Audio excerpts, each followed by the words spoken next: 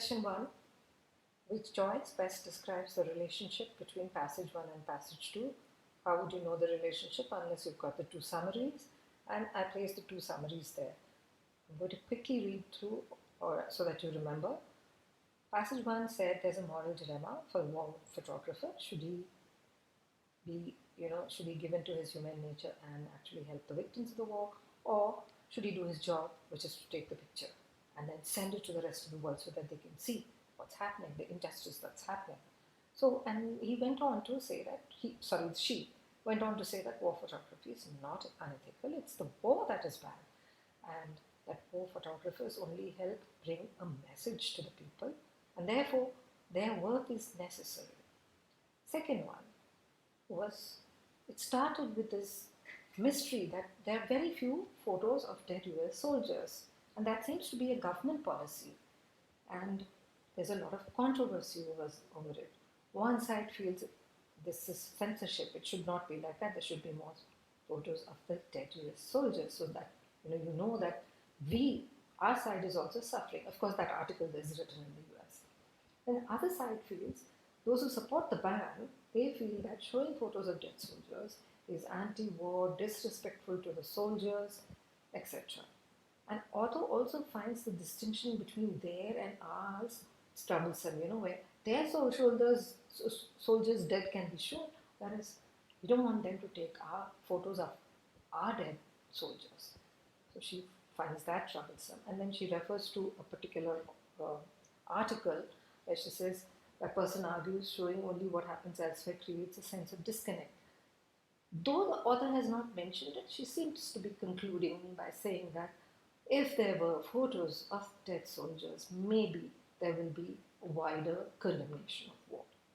So both are definitely against war, but their views on war photography might be different. Let's go to the question.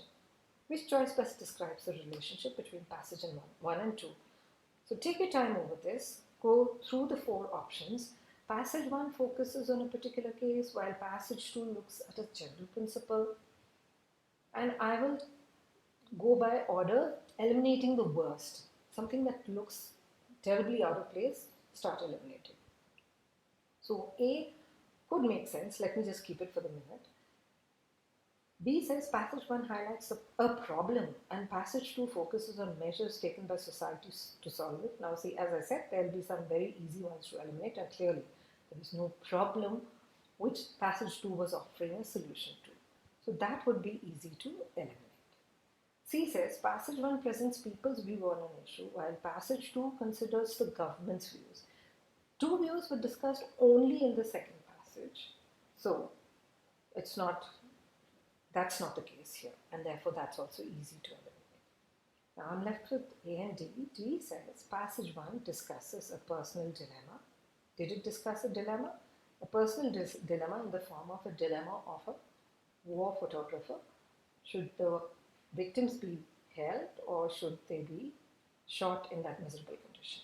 Shot in the sense taken photograph of. And so is passage 1 discussing a personal dilemma, while passage 2 focusing on a conflict between the press and the government?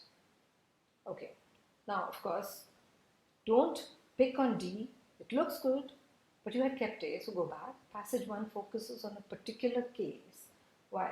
What do we have? Passage 1 talks about war photography not being unethical, whereas passage 2 says the problem is there are no war photographs of dead soldiers. So isn't it actually the opposite? Passage 1 focuses on a more general thing, whereas passage 2 focuses on a particular thing. So this looks a little out of place.